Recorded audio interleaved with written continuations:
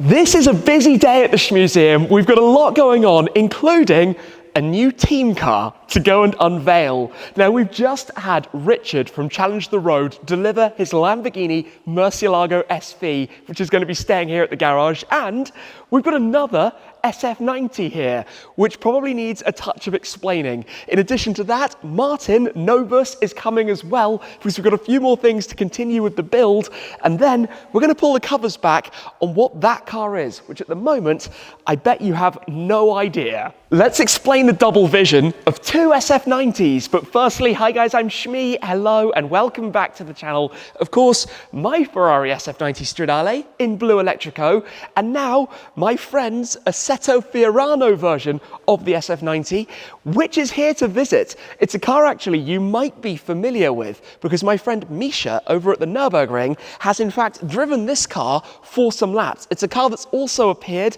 in a certain Car Wow's drag races, plus the friend who owns it regularly has it transported with turbo transport. So somehow a bunch of strange things happen, and I said, do you just want to leave it here for a little bit? It's ended up here, and that means we have two. Maybe it's going to be some kind of non-AF versus the car with the AF test at some point down the line. We'll have to wait and see. In terms of what's next here, the latest installation was the Dura workshop down over there, which is looking amazing as ever. That car under the cover from here, very peculiar. We do like a wagon, but that's all I'm going to tell you for right now. The plan is to work with Martin on some of the things in the upstairs office room. We're far from finalized. It's kind of like a Building My Dream Garage episode, but not fully. We're just going to do a few things, including some fixes downstairs. So yeah, let's see where this day takes us. In the meantime, Turbo Transport has arrived with the Ford GT, which of course has been over in Brussels at the Brussels Auto Show. Tony's now brought it back, but it's actually going to be staying in the trailer to go immediately now to GT 101 for its annual service. So over the last year, this car has had a pretty good innings. It's got a layer of dust on it right now, but we can clean that up after the service. Of course, I took it down to Spain for Supercar Owners Circle. It's done over 11,000 miles. In fact, if we just pop open the door and have a quick little look, once the screen has woken itself up, I think it's just over 11,500 miles or so on this, which must be one of the highest mileage European GTs. 11,576.6 miles. And with some big plans for it over the year ahead, we need to make sure it is in tip-top shape. Paint is looking stunning with the low winter sun. So yeah, Mr. Turbo Transport is going to immediately take it onwards for its annual service. The Ford GT is now on the way with turbo, which means we've got this box to unpackage as well. This was actually a present for Christmas from my parents, a table football. I always want to say table football table, and I have to stop myself. It's a table football, or a foosball if you're American, and I don't know if that's going to go in here, or if it's going to end up over the other side of the room. Of course, we've got magic glass. Press this, boom, just like that, somewhere over there in the games corner. But either way, we will open it up, probably in here, and get this set up. After all, this is the Shmuseum, and it's for all of the toys and never growing up and having lots of fun, so that's going to be part of today as well. There's an instruction book. But I also heard that we're about to have a professional joining us for the day, which might make this more efficient. Maybe we can start unpacking some parts and just see where we end up. Nice. Somewhere in here is a pitch and some football players. Come out with your hands up. Oh, it's sunny. I've been blinded. Blinded. Well, what a beauty. Blinded by beauty. Hello Welcome, there. Martin. Thank you very much. It's Welcome, lovely George. to be back. The first task is this, not building the table football, but tidying up where the projector is that back projects on the glass, and then finishing it with the other plate. So obviously some sanding, some paint, and some chopping. But before that, we need to get the hybrid, or one of the three hybrid Ferraris, out of the way, because unfortunately this would not be good, covered completely in dust, dirt, and grime. Do I need to unlock the car? It'll help if I eventually get this right. Come on, SF90. Done. I have no idea what it's doing or not doing, but it's clearly gone into a deep sleep cycle. So let me go pull this out the way, and then we'll have some space around here. See, I light up your life every time I'm here. Step 1, protect the lens. Step 2, readjust later, because that projector, the smallest of movements, and it goes all over the place. I haven't touched it. The evidence suggests otherwise. Well, You can call CSI. And do some fingerprint swabbing. I think they'll be... No, I've had mine erased. I leave no trace. Fine, that's how you get out of it. Okay, or I get this. Do that. There are different ideas. We should probably explain that. There could be an access panel, there could be cutting a plate, or there could be just painting around that and leaving it be. The idea is to do some kind of neat and tidy integration. Thank you. There's a slight technical delay. Technical hitch. But no, this is something that, well, it was, we installed the projector the last time you were here on the day that was supposed to be a short day. We installed it. Is that the royal we? I was involved, Brad was involved. We didn't install it.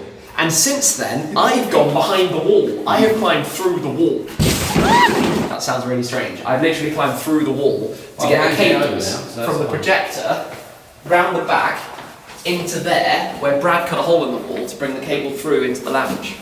We did, you'd be proud. That's my level of proudness, gentlemen. Well done. Thank you, Martin. So, that can be cut there and there.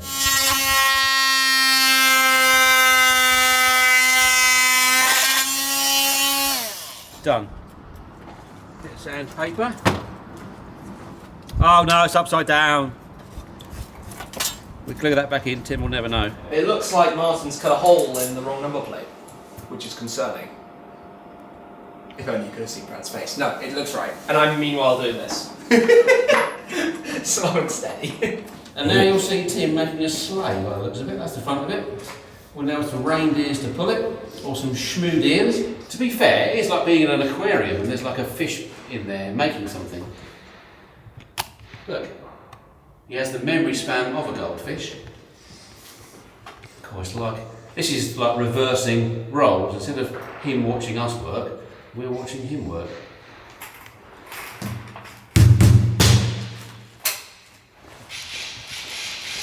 I can hear the walk tools. The warp tools come out all the time. And I was making this point recently about how you don't necessarily know when they're going to be used, and apparently I'm building a table football, so I need them. I am just bluing out a white reveal so that we don't get such a stark contrast in colour. Major update. The table is built, and we have LED lighting. Woo. So, on the black side we have Martin, on the grey side we have George. Ready? Competitive. Prepare to lose.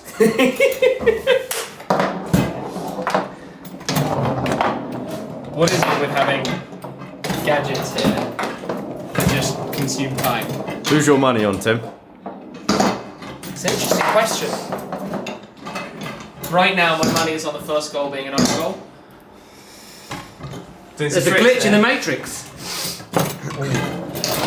Whey! Thank you. That was a good sound. Right, okay, so this is done. We'll work out later where it's going to go. In the meantime, back out this way. We have some plates on the wall. And we have everything painted. What was the last update? I'm not sure. Can't remember. I'm not sure. I think Martin was painting. This is painted. It will have the tape peeled off shortly. We've got some more plates up. Yeah, looking tidy. Some expert tape peeling there, Martin. It takes many years of tape peeling to get this good. The qualification process is long, but well worth it. Magic. Badge of honour. Done? Right, tidy. On to the next. I suppose we should talk about what this car is behind me, because it's an unusual one. The new team car here at the Shmuseum. Now in the United Kingdom and pretty much all around Europe, we love estate cars. Shooting brakes, T-models, wagons, whatever it might be. Cars that are more dynamic than a taller SUV because of the lower centre of gravity, but still immensely practical. And we've rotated team cars a few times in recent years, cars that we use for daily driving, for plenty of practical types of purposes, right? To get to shoots, to take stuff around. This is a model that I didn't really know all that much about before, and I want to give you a sneak peek and see if you recognize what this is. Firstly, lovely paint color, but maybe you don't necessarily immediately know what car this is. We shall reveal all in just a moment, but before we do, I'd like to say thank you to the sponsor of today's video, carVertical. Now, as you guys know, whenever I'm buying a car, whether it's the Clio V6 or the BMW 1M, I always run a carVertical check. It's important for saving time and money. If you're going to go and view a car, you want to know about that car's history. carVertical are connected to all sorts of government registries and insurance databases in many different countries. For example, if you were to run one on the GT500, it would tell you it was an imported car. You can't buy them here in the United Kingdom, but that kind of thing you want to know about. It can bring up details about any mileage discrepancies, things that have changed, perhaps in the wrong direction, which wouldn't make sense, any accident damage by being connected to different auction databases, again, can bring up images of cars that have been in an accident. Talking of which, this model, by the way, is a brand new Genesis, and I'm going to show you which car it is in a second, but we've done some research of a few Genesis models that have had a slightly less perfect life, including a car that had been involved here in a pretty nasty accident. Again, if that car was back on the market, repaired, you'd want to know about what had happened to it. For example, the images of the car's accident history, but also a peculiarity with the mileage that's had a rollback as well. Not only that, another Genesis model, also unfortunately in a pretty bad smash, but now fully repaired, back on the road, and again, you'd want to know about what had happened in its past if you were looking to buy that particular car. So like I said, this is a Genesis. We will pull this cover back in a second, but if you're looking to buy a car, or even for a car that you already own, you can get 10% off using my code. The information is all down below, so go and check that out over at carVertical. Apologies that it's noisy, but we should explain what we're doing here.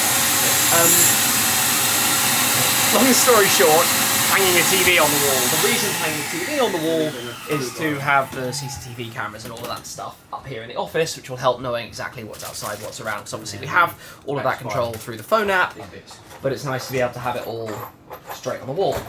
So I have an old TV. In fact, the funny thing is this TV actually used to live when I was in Germany, and somewhere around here is a power cable with a German adapter, European adapter, because I had it out at my flat over there.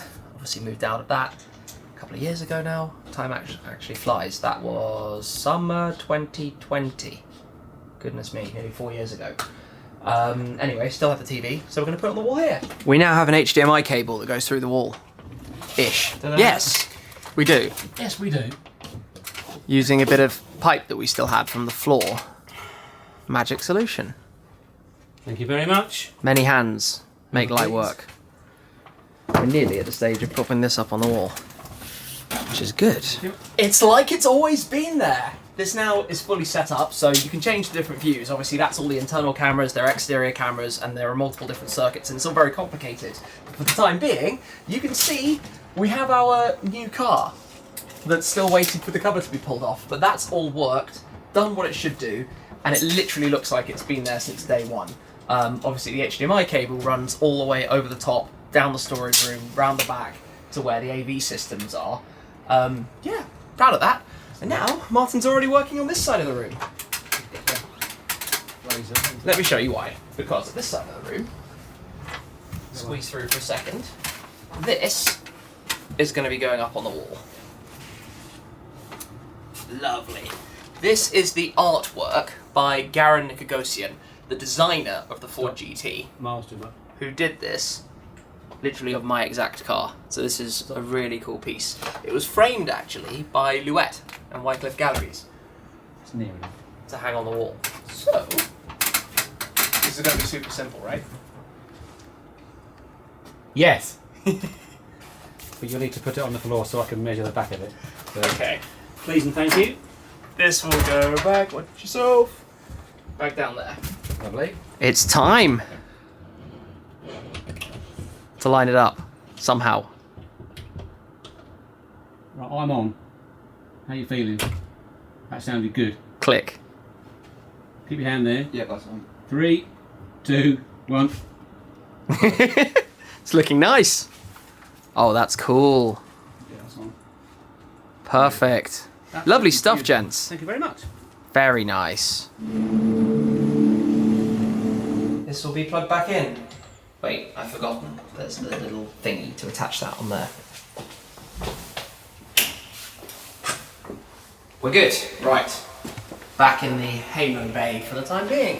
The SF90 is back in the Halo Bay, but this is the first time looking up from downstairs, including also some of the maxi swatches we've just been hanging up, with the Ford GT painting, with the TV up on the wall, and it's all of these little steps. There are so many more things still to do, but each and every one of these small steps makes it even more the dream man cave. It's like when we started hanging the tapestries at the beginning, just every small bit, we see all of those changes. But it's time to talk about the car that is under this cover, to finally reveal to you the new Shmuseum team car. So let me come round here and pull the covers back on the Genesis G70 Shooting Brake. Now, I haven't been overly familiar with Genesis, I have to say. The car looks super cool. This is the 2-litre T, auto gearbox, rear driven, sport line in Mallorca Blue, obviously very distinct design. This particular car has a few of the upgrade packs, so the innovation pack, the seat upgrade, obviously colors and trims and things like that as well.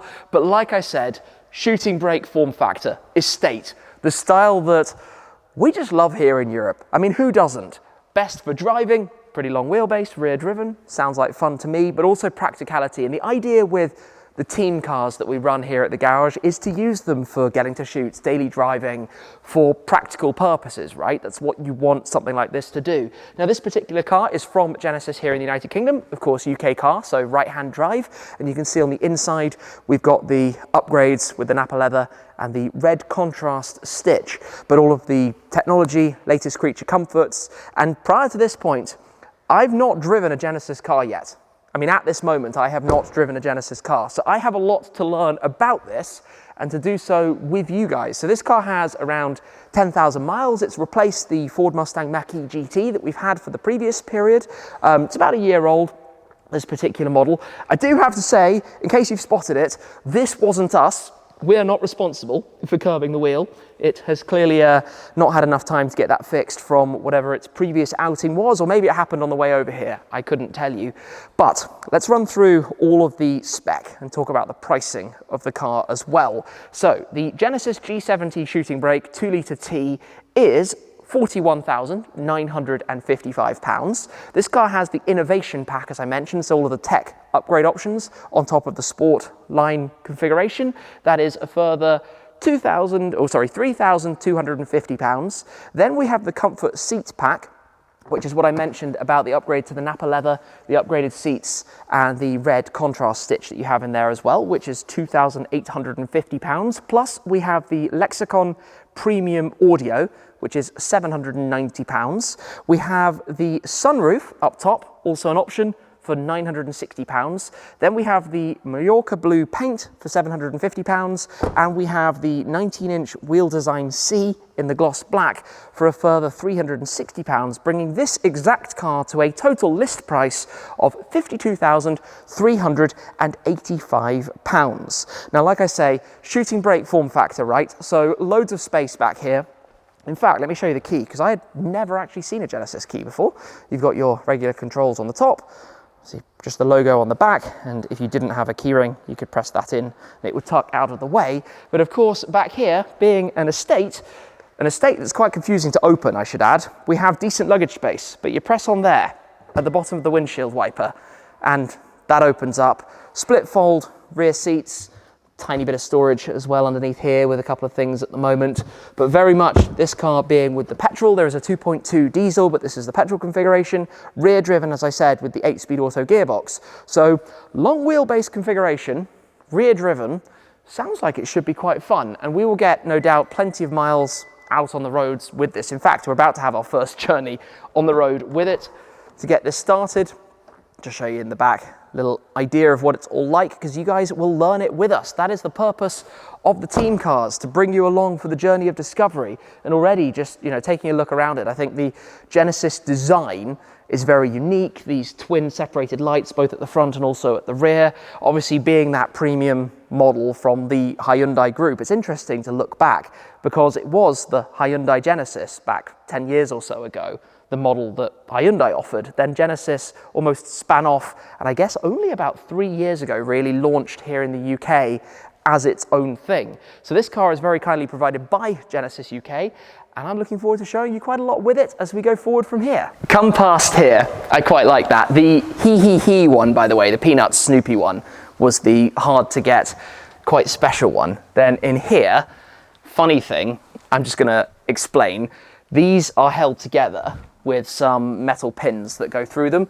and I don't have enough, so I need to get a few more metal pins to be able to mount these last ones on properly if I can't get them direct. Pretty easy to get them made, just work out the diameter and get those stuck up. So we've got a few of those in here, along with the ever-growing selection of Swatch watches, which I know is excessively nerdy, but I love it. For example, down here, the Jeremy Scott ones, we've got the portrait, double vision, the heart in the center. Lots of fun little things to collect, especially the new Simpsons collaborations. There are loads of those around. But yeah, we're making some progress, bit by bit, like I said. I need to tell you a little bit more, though, about the plans and what we're going to be working on next. One of the other things that Martin and George came for today was to discuss this area. And we've talked a little bit about it, and I'm sorry it's super dark, but this area is literally where we are going to have 2 bathrooms, 2 toilet rooms down here. And we've kind of left it aside because we do actually have access to the farm's facilities right outside, so that's basically the way we've been doing it. But it's time to get those arranged, and obviously working out what I need to order, what parts we're going to get, to do the plumbing as well for the kitchen on the other side where there's a sink and a washing machine. In here we'll have the 2 toilets, we'll have the sinks, handrails, all of that kind of stuff. So working out that, which is going to be, maybe we'll do that, because to explain, the first drive we're about to do is actually to the airport, because I'm off again. And then when I get back, I'm only here very briefly before I'm going to be going on a very big tour. So after that, when we get to springtime, we'll work on that space. We also need to do some more electric. So we need to get the EV charger back on the wall. We need to get the Dura switches wired up. And we need to do the wiring for the extra room down here and also some of the sockets that will be along the front.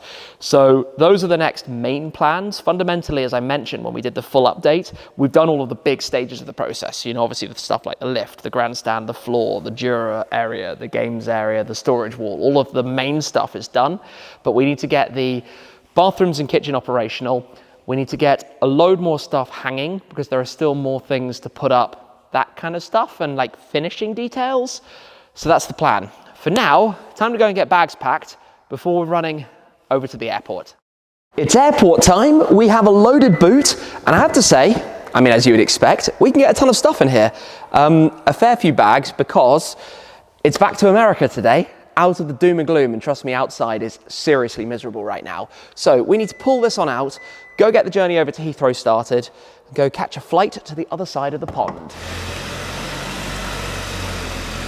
It is well and truly one of these days here. It is wet, it is miserable, but we are joining the motorway for the cruise on around, and this is exactly why we're going somewhere warmer. Now, I want to talk about a few things in the car. Firstly, we have Android Auto open at the moment. No wireless Android Auto, has to be plugged in on the cable.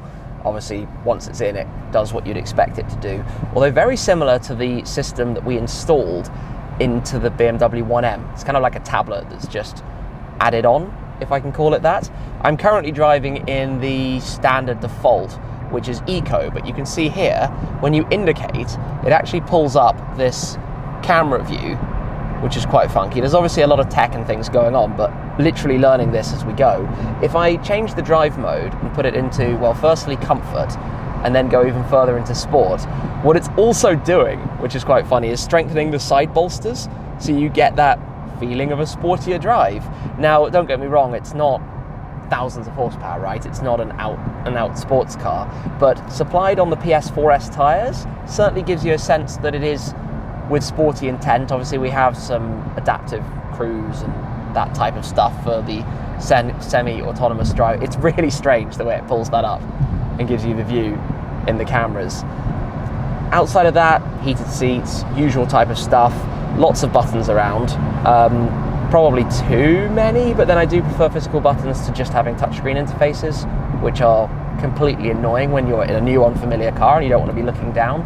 You've got some nicely finished buttons, almost Bentley-esque, some of these toggles and dials, but then others are all just plain plastic. Got to give it to any car these days that still has physical buttons on a steering wheel for making life a little bit easier. that is kind of fun the way it does it. And obviously the dials have changed as well. So if I go back down through the settings, you can see that you've got different views. Anyway, we'll probably keep it in eco because at the end of the day, we are just cruising on the motorway on our way round towards the airport. But my first drive in the car is a funny timing given we're literally heading away. But when you compare this current weather, this doom and gloom, to the sunshine of California and Arizona, I think I know where I'd prefer to be right now. So that's the plan that's ahead of us. We will make our way around towards the airport and go get checked in and hopefully not have any issues taking off because it's pretty windy and nasty out there, and getting this journey underway. Well, nothing's really changed, although this is a very rare instance because we've driven around the M25 without sitting in a traffic jam. Even though we do currently have the reduced 60-mile-per-hour speed limit, we don't have bad traffic, which is very, very, very welcome. We do need to exit in a moment though to take the route. I'm always a big fan of using Waze, just Waze for everything when you're navigating. Wherever you're going, it's always better than any built-in system. It knows everything, it uses like other people to connect and join all the dots. So also has all of your regular saved destinations. Obviously, we're gonna get to the other end and get into the Mustang, which will also be on Android Auto. I'm just trying to work out how to actually exit here because it's kind of busy. There we go. We got ourselves a nice little gap beeping at me for the blind spot monitoring. Anyways, yeah, it's one of those days. It's not great right now. Pretty gloomy. Here we are. Welcome to Heathrow, London Heathrow Airport. I have been here quite a few times already this year. In fact, I've only been back from America for about a week for a few things around Europe in Belgium and Germany. And always you have the fun little Emirates A380 in its smaller scale lurking there. We go through the tunnel.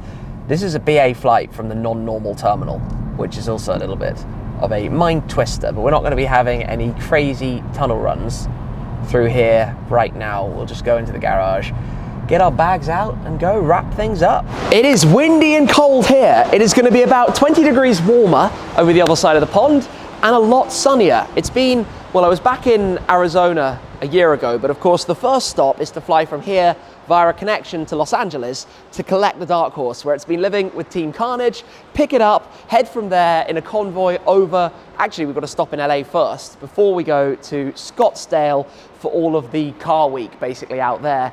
Today we have revealed the Genesis G70 Shooting Brake. We have had Martin and George back over to the Shmuseum to crack on with some tasks. We've popped stuff up on the walls, we've built the table football, we've organised a bunch of things, and crucially we've also made some plans for what's going to be coming next, the next parts of the build. Anyway, like I said, here we are clearly catching a bit of a draft, so we shall grab our bags out of the car and head onwards to the United States of America. Thank you very much for your support, guys. I hope you enjoyed the video. I'd love to know your thoughts on the Genesis G70 joining the fleet for the time being. And yeah, we'll have some more updates along the way. That's it for now though. Thanks for watching, and I'll see you again very soon. Cheers.